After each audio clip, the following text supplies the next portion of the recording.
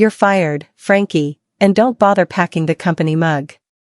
The words sliced through the conference room like broken glass. Darren Cole, my boss of nearly 10 years, leaned back in his leather chair with that trademark smirk I'd learned to hate. Around the table, 6 managers suddenly found their notebooks fascinating. Nobody would look at me. I was still holding the promotion letter. Or what used to be one. Darren had just ripped it in half, right down the middle, tearing through my typed name. The sound echoed in my head. "You're too emotional for leadership," he said casually, like he was discussing the weather. My hands trembled, but I refused to let tears fall. Not here. Not in front of him. I'd given this company a decade of my life, weekends, holidays, family dinners I'd missed. I'd trained people he later promoted over me. Fixed his mistakes without taking credit. Stayed late when everyone else went home.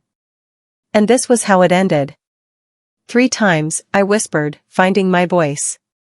"You blocked my promotion 3 times, Darren." His smile widened. "Because each time I was right. You're a great worker, Frankie. Just not leadership material." Something inside me snapped, but it wasn't weakness. It was clarity. I stood slowly, placed both halves of the letter on the table, and met his eyes. "We'll see about that." Then I walked out, and everything changed. The next morning, I returned for my personal items. The office felt different, colder, emptier. As I packed my desk, voices drifted from the break room. Darren's voice. "I told you she'd crack eventually. Emotional types always do." Someone laughed. "You really gave her position to your nephew?" "Family first," Darren said smugly. "Besides, nepotism's faster than talent." My stomach dropped. It wasn't about my performance. It never had been. The job was promised before I even applied for it. Every late night, every sacrifice, all pointless. I should have walked away right then. Instead, I stepped into the doorway. They went silent instantly. "Forgot something?" Darren asked, that smirk back on his face. I stared at him, memorizing every detail of that arrogant expression. The way he held his coffee mug. The expensive watch. The casual cruelty in his eyes. "No," I said quietly. "Just making sure I remember this moment." His smile faltered slightly, but he recovered quickly. "Good luck out there, Frankie. It's a tough market." I nodded once and left. But as the elevator doors closed, I made myself a promise he would regret underestimating me. The first week after being fired felt like drowning. I sent out applications constantly, tailoring each resume, writing careful cover letters. Nothing. My inbox filled with rejection emails, automated, cold, identical. By day 10, panic set in. By day 14, I knew something was wrong. Companies that had seemed interested suddenly went silent after reference checks. Finally, a sympathetic HR manager at a potential employer told me the truth over coffee. "Your former boss, he's been saying things. That you're difficult. Unstable. Not a team player." My coffee went cold in my hands. "He's blacklisting me." She nodded sympathetically. "I'm sorry. I wanted you to know." I thanked her and walked to my car in a daze. Darren wasn't content with just firing me. He wanted to make sure I never recovered. He wanted to destroy any chance I had of rebuilding. That night, I sat at my kitchen table until 3 in the morning, staring at my laptop screen. Rage burned in my chest, hot and consuming. But beneath it, something else stirred. Something colder and far more dangerous. Determination. I stopped applying for jobs. Instead, I started researching. Public records. Business filings. Press releases. Social media. Darren's company, Cole Consulting, had been around for 15 years. They specialized in business strategy for mid-sized companies. I read every article, every interview, every client testimonial I could find. And slowly, I began to see the cracks. Darren was good at selling himself, flashy presentations, expensive lunches, promises of transformation. But the actual work? Recycled ideas. Generic solutions. One-size-fits-all strategies that rarely delivered results. His clients stayed because they didn't know better. Because he was charming and confident. Because he told them what they wanted to hear. I opened a new document and started taking notes. Every weakness. Every complaint buried in online reviews. Every client who'd left disappointed. I studied him like he was a textbook, learning his patterns, his blind spots, his arrogance. If I was going to come back from this, I needed to understand my enemy completely. And Darren Cole had just become exactly that. 3 months after being fired, I attended a networking event. I almost didn't go, my confidence was shattered, my savings dwindling. But I forced myself into a decent dress and showed up. And there he was. Darren, holding champagne, laughing too loud, surrounded by admirers. Our eyes met across the room. Frankie. He walked over, all fake warmth. Still looking for work? His companion, some executive I didn't recognize, smiled pityingly. Darren mentioned you used to work for him. One of his charity cases, right? The words hit like a slap. Around us, people pretended not to listen while obviously listening. My cheeks burned with humiliation. Something like that, I managed. Darren patted my shoulder like I was a child. Don't worry. Something will turn up eventually. I excused myself, locked myself in my car, and screamed until my throat hurt. Then I drove home, looked in the mirror, and made a decision. I wouldn't let this pain break me. I would use it. Every rejection, every humiliation, every sleepless night, I would channel it all into fuel. Starting tomorrow, everything would change. I found Elena Santiago at a small business seminar. She was speaking about breaking away from corporate culture to start her own consulting firm. Afterward, I introduced myself, and somehow, we ended up at a coffee shop talking for 3 hours. So he fired you and blacklisted you, Elena said, stirring her latte thoughtfully. And now you want revenge? I want justice, I corrected. She smiled. Same thing, really. Here's what you don't realize yet, he didn't destroy you. He freed you. You were never going to build something great while working for someone like him. Her words struck something deep. That night, I registered my business. Tate Strategies, LLC. The name felt powerful, permanent, mine. Elena offered to help part-time while keeping her own clients. We met in coffee shops, planning strategy over cheap sandwiches. I had no office, no employees, barely any money. But I had something Darren never had. I had integrity. And hunger. And a very specific vision of success. Within 2 weeks, I landed my first client, a small retail company that needed help streamlining operations. The fee was tiny, but I didn't care. It was a beginning. The first 6 months were brutal. I worked from my apartment, eating ramen, sending cold emails until midnight. Most went unanswered. Some were openly hostile. But slowly, responses started coming. I offered free initial consultations. I underpromised and overdelivered. Every client became a reference, and every reference brought another client. The work was exhausting, but it was mine. Meanwhile, I kept watching Darren. His company was growing, but sloppily. He'd taken on too many clients without enough staff.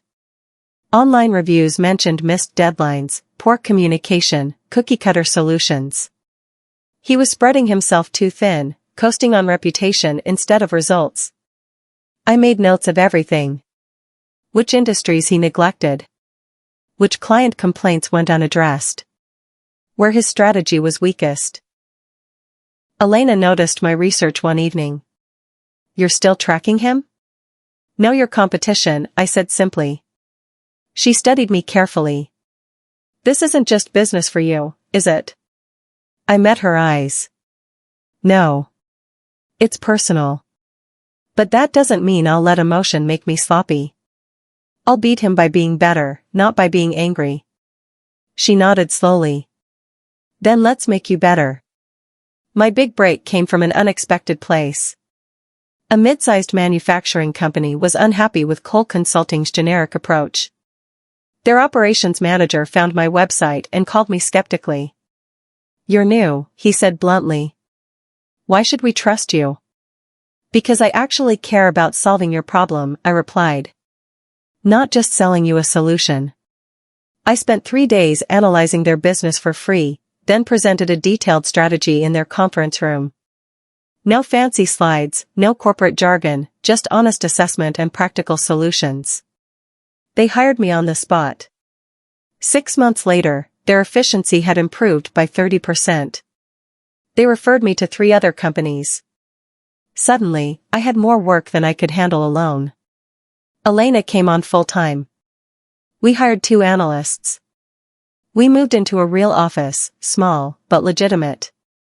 My business cards finally said founder and CEO instead of just my name. One afternoon, Elena showed me something on her laptop. Look who just lost a major client. It was Cole Consulting. A company we'd pitched against last month had chosen us instead. Their decision letter mentioned fresh perspective and personalized attention. I smiled. The tide was turning. Not everything went smoothly. 8 months in, one of my best potential clients suddenly backed out. I called to ask why. The executive hesitated. "Your former employer reached out. He said some concerning things about your stability." My blood went cold. "What kind of things?" "That you left his company under difficult circumstances. That you struggled with professional boundaries." "I'm sorry, but we can't take that risk." After hanging up, I sat frozen at my desk. Darren was still sabotaging me. Even now, even as I was building something real, he couldn't let it go. Elena found me staring at nothing. "What happened?" I explained. She looked furious. "We should sue him." "That's defamation." "No," I said slowly. "We don't waste time on lawsuits. We just make sure he can never do this again." "How?" I pulled up my research files. "We become so successful, so respected, that his words mean nothing. We make our reputation unquestionable." Elena smiled grimly. "Then let's get to work." The breakthrough came when Elena discovered something interesting. My old mentor, Howard Pierce, had reached out wanting to reconnect. He'd heard about my success and wanted to help me scale up. I was thrilled. Howard had taught me everything about business strategy. His guidance would be invaluable. We met weekly. I shared my plans, my client list, my growth strategy. He offered advice, made introductions, opened doors. Within a month, I'd landed 2 major contracts. Then Elena called me late one night. "Don't share anything else with Howard." "What?" "Why?" I was at an industry mixer. Overheard Howard talking to someone from Cole Consulting. He was telling them about your expansion plans. Detailed information, Frankie. Stuff only you would know. My stomach dropped. He's feeding information to Darren? Looks like it. I'm sorry. I hung up and stared at my ceiling for hours. The betrayal cut deep. Howard had been like a father figure. But beneath the hurt, my mind was already working. If Howard was Darren's spy, I could use that. I didn't confront Howard. Instead, I started feeding him false information. Carefully crafted lies about which markets I was targeting, which partnerships I was forming, what my pricing strategy would be. "I'm thinking of expanding into healthcare consulting," I told him casually over coffee. "Huge growth potential there." His eyes lit up. "Fascinating. Tell me more." I spun an elaborate story about contracts I was supposedly negotiating, complete with fake company names and projected revenue. Howard absorbed every word. 2 weeks later, Elena showed me an article. Cole Consulting had announced a major push into healthcare consulting, investing heavily in new staff and marketing. I smiled. Healthcare was a sector Darren knew nothing about. He'd just committed significant resources to chase my fabricated plans. That's cold, Elena said, though she was smiling too. That's strategy, I replied. He taught me to be ruthless. I'm just a better student than he expected. Over the next few months, I fed Howard 3 more false leads. Each time, Darren took the bait. Each time, he wasted money and resources chasing ghosts. His company started bleeding cash. Mine kept growing. 2 years after being fired, I got an email that made me laugh out loud. Cole Consulting and Tate Strategies were both being considered for a massive contract, a national retail chain needing a complete strategy overhaul. The pitch meeting was scheduled for the following month. Same day, back-to-back presentations. Us first, then Darren. I spent 3 weeks preparing. Not just slides and data, but understanding exactly what this client needed. Their pain points. Their goals. Their culture. I visited their stores, talked to managers, analyzed their competition. Darren would show up with his standard presentation, barely customized. I knew his playbook. The day of the pitch, I arrived early. The executive team was professional but skeptical, I could see it in their faces. We were the newcomers, the unproven option. Before we start, the CEO said, I should mention that Darren Cole spoke highly of your founder. Said she used to work for him. My heart skipped. He was trying to undermine me even here. I smiled calmly. I did. He taught me everything about what not to do in this business. One executive laughed. The CEO raised an eyebrow. Bold statement. I'll let my work speak for itself, I said, and began the presentation. The pitch went perfectly. Every question they asked, I had data to answer. Every concern they raised, I had solutions ready. I'd anticipated everything because I'd done the homework. When we finished, the CEO leaned back. This is thorough. Very impressive. Thank you. We believe in understanding our clients, not just selling them services. After we left, Elena grabbed my arm excitedly. That was amazing. Did you see their faces? It's not over yet, I reminded her. Darren still has his turn. We waited in a coffee shop nearby. An hour later, my phone rang. Unknown number. Ms. Tate? This is Patricia Huang from the retail group. We've made our decision. We'd like to move forward with Tate Strategies. I nearly dropped my phone. Already? You haven't finished all the presentations? We saw enough. Mr. Cole's presentation was disappointing. Recycled ideas, generic solutions. After seeing your work, the contrast was obvious. She paused. He also made some comments about you being too emotional for large accounts. It was unprofessional. We don't do business that way. After hanging up, I sat in stunned silence. We'd just landed the biggest contract of our existence. And Darren had sabotaged himself trying to sabotage me. The retail contract transformed everything. Within 6 months, our revenue tripled. We hired 10 new employees. Moved to a bigger office with actual conference rooms and ergonomic chairs. More importantly, word spread. Other companies heard about our success. Referrals poured in. Business magazines started calling for interviews. Then came the feature that changed everything. A prominent business journal ran a piece titled Rising Stars, 10 CEOs under 40 reshaping their industries. I was number 3. The article detailed my story, being fired, blacklisted, starting over.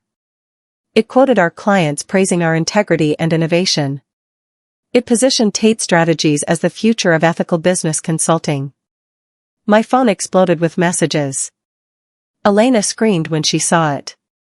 We celebrated with the whole team.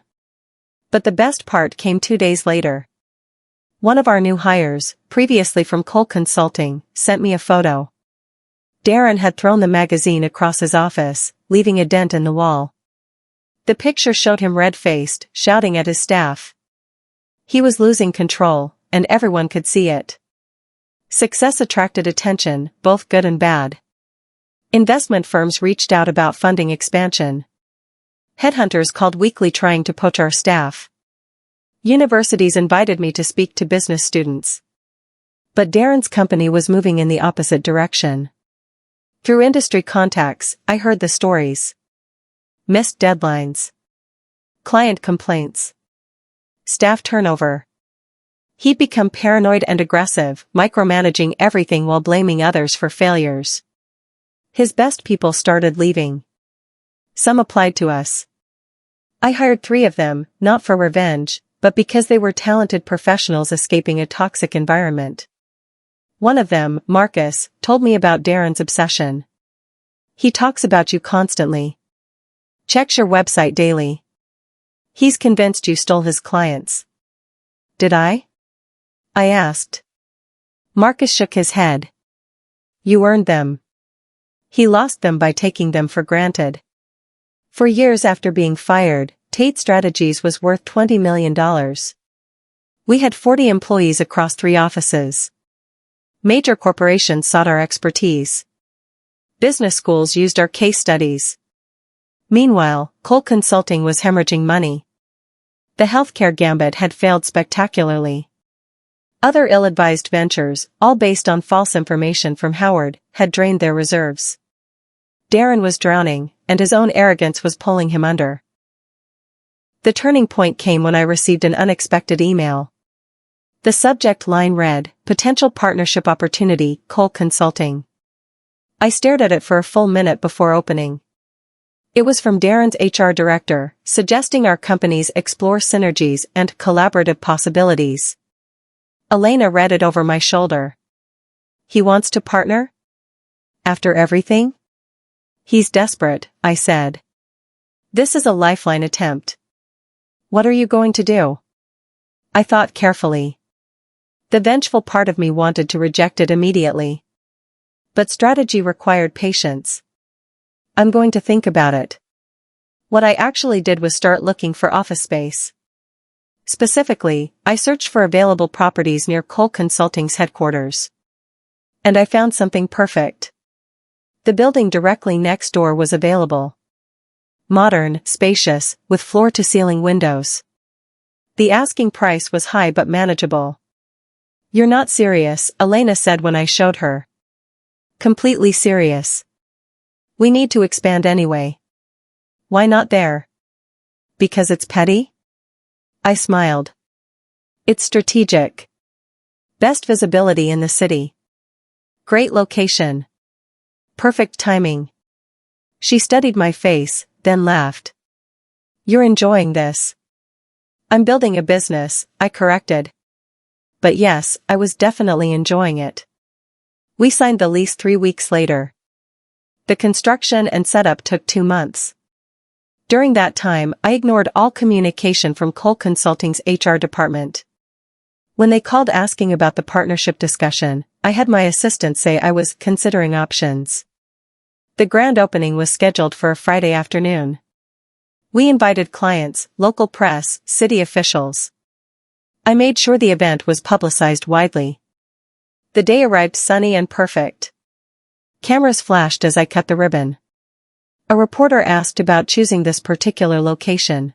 We wanted great natural light, I said, gesturing to our glass walls.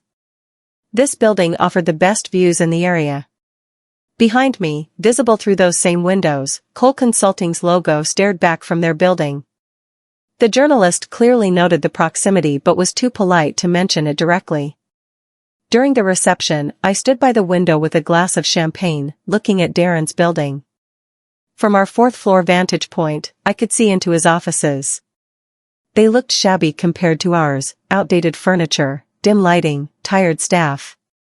Elena joined me. Think he knows yet? Oh, he knows. Someone from his company RSVP'd but didn't show. They definitely reported back. And? I sipped my champagne. And now every morning when he comes to work, he'll see us. Thriving. Growing. Succeeding. Right next door. It wasn't subtle. But it was effective. The proximity had exactly the effect I'd anticipated. According to Marcus and other former Cole employees still in touch with people there, Darren was obsessed. He'd rearranged his office to avoid seeing our building. Complained constantly about our expansion. Blamed us for his struggles. His paranoia was becoming legendary. Staff meetings devolved into rants about unfair competition and stolen opportunities. More employees quit, frustrated by the toxic atmosphere. Meanwhile, our location generated publicity. Articles mentioned the dramatic neighbor situation between the established Cole Consulting and upstart Tate Strategies. The narrative practically wrote itself, old guard versus new innovation. 6 months after our opening, Cole Consulting's financial situation became critical. They'd burned through their cash reserves on failed ventures. Credit lines were maxed out. Investors were pulling back. Darren started making desperate moves, slashing prices to keep clients, promising impossible results, cutting corners on quality. The very things that had made his company mediocre now accelerated its decline. I watched it all from my window office, feeling neither joy nor guilt. Just inevitability. This wasn't revenge anymore. It was simply the natural consequence of his choices. The confrontation I'd been half expecting came on a Tuesday morning. I was in a meeting when my assistant interrupted, looking flustered. "I'm sorry, but Darren Cole is here." He pushed past reception. "Security's coming, but..." Darren stormed in, red-faced and shaking. "You planned all this," he shouted. "You deliberately sabotaged my company." My colleagues froze. I stood calmly. "Darren, you need to leave. This is private property. You stole my clients. Fed me false information. Set up shop next door to humiliate me. I built a better company," I said quietly. "Your clients came to us because we served them better. Your decisions were your own. And this location was simply good business." "You're lying." His voice cracked. "You've been plotting revenge since I fired you. Admit it." Security appeared at the door. I gestured for them to wait. Looking at Darren, really looking, I saw something I'd never seen before. Fear. Desperation. The hollow-eyed panic of someone watching their world crumble. "I'm not the reason you're failing," I said gently. "You are. You were always more concerned with looking successful than actually being successful. That catches up eventually." Security escorted him out. He went quietly, shoulders slumped, the fight draining out of him. After he left, my meeting resumed, but I couldn't focus. That confrontation had been years in the making, and now that it had happened, I felt empty. 3 months later, the news broke. Cole Consulting had filed for bankruptcy. 15 years of business, gone. Assets were being liquidated. Staff had been let go. I heard the news from Marcus, who still had friends at the company. "It happened fast at the end," he said. Investors demanded repayment. Darren couldn't cover it. The whole thing collapsed in a week. I should have felt triumph. Vindication. Instead, I felt strange, like finishing a book and not knowing what to do next. Elena found me staring out my window at his now empty building. "You okay?" "I don't know. I spent so much time focused on beating him. Now he's gone, and I don't know how to feel." "Feel successful," she said. "We built something amazing. That's what matters." A week later, a package arrived at my office. Inside was Darren's old desk nameplate, Darren Cole, CEO. No note, no explanation. One of his former staff must have thought I'd want it. I held it for a long moment, remembering that conference room, that torn promotion letter, that smug smile. Then I put it in my desk drawer. Not as a trophy, as a reminder of where I came from. Of what I'd survived. Of what I'd built from nothing. 7 years after being fired, I was invited to speak at the Global Business Leadership Conference. 2,000 attendees, broadcast internationally, career-defining moment. As I waited backstage, reviewing my notes about resilience and ethical business practices, someone told me Darren was in the audience. He'd registered under his first name only, probably hoping not to be noticed. I could have had him removed. Could have ignored his presence entirely. Instead, I decided to speak from the heart. Taking the stage, I scanned the crowd until I found him, sitting in the back, smaller somehow, wearing an old suit I recognized from years ago. Sometimes, I began, the worst thing that happens to you becomes the best thing. Getting fired felt like the end of my world. But it freed me to build something better than I'd ever imagined. I talked about the importance of integrity. About the difference between success and significance. About how treating people well isn't just moral, it's sustainable. The person who fired me taught me what kind of leader I never wanted to be.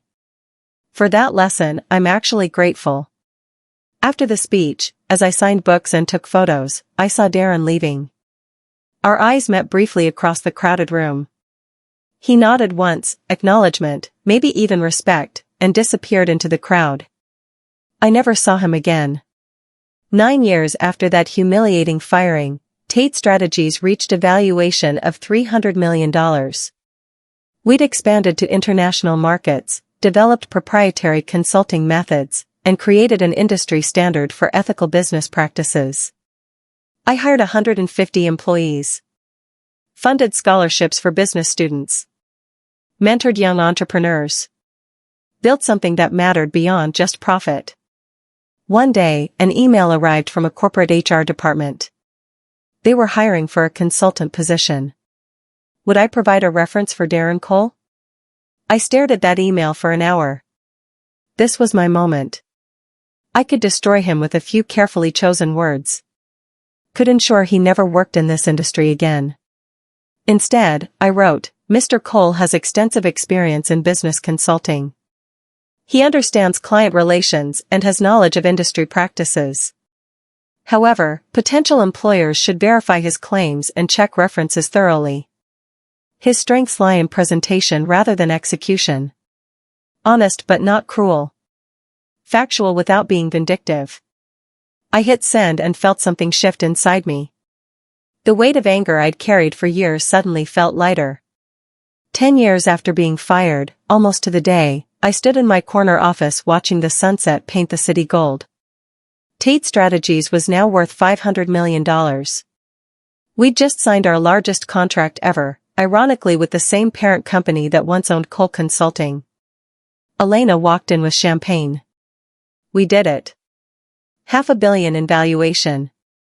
We did it, I agreed, accepting a glass. The building next door, once Cole Consulting's headquarters, now housed a tech startup. The new tenants had removed all traces of the previous occupant. It was like Darren's company had never existed. Do you ever regret how it all happened? Elena asked. The way we competed, the strategies we used?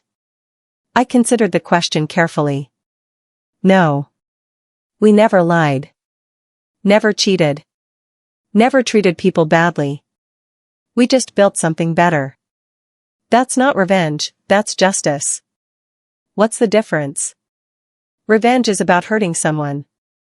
Justice is about proving your worth despite them. She smiled. So this was never about destroying Darren? No. It was about building Frankie. He just happened to be in the way. The final chapter of this story came unexpectedly. 5 years after Darren's bankruptcy, I received a letter. Handwritten, addressed to me personally. Inside, Darren's familiar handwriting, shaky now, uncertain. Frankie. I know I have no right to contact you. What I did was wrong, the firing, the blacklisting, all of it. I've spent years reflecting on my choices. I destroyed my own company through arrogance and short-sighted decisions. You didn't destroy me. I destroyed myself. I'm working as a junior consultant now, starting over at 58. It's humbling. But it's taught me what leadership really means. What you tried to show me years ago that I was too proud to see. I don't expect forgiveness. I just wanted you to know, you deserved every success you achieved. You were always leadership material. I was just too insecure to admit someone might be better than me. Congratulations on everything you've built. It's remarkable. Darren. I read the letter 3 times, then filed it away. I didn't respond. Some bridges aren't meant to be rebuilt. But I appreciated the honesty.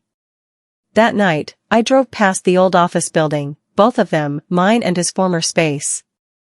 Both filled with new dreams, new companies, new stories. Today, Tate Strategies continues to grow. We're approaching $1 billion valuation. But the number doesn't matter as much as what it represents, proof that integrity and excellence eventually win. I mentor young professionals now, especially those who've been fired or pushed out unfairly. I tell them my story not to encourage revenge, but to encourage resilience. To show them that endings are often disguised beginnings. Sometimes people ask if I'm glad Darren fired me. The answer is complicated. I'm not glad for the pain, the humiliation, the months of struggling. But I'm grateful for who it forced me to become. I built this empire not despite being fired, but because of it. The anger became fuel. The pain became purpose. The rejection became redirection. Standing in my office now, watching the sun set over a city where I built something meaningful, I realize the truth. Darren didn't crush me when he fired me. He freed me. And in trying to destroy my career, he gave me the motivation to build something he never could, a company based not on ego, but on excellence. Not on appearance, but on results. Not on crushing others, but on lifting them up. That's not revenge. That's victory. The peaceful kind.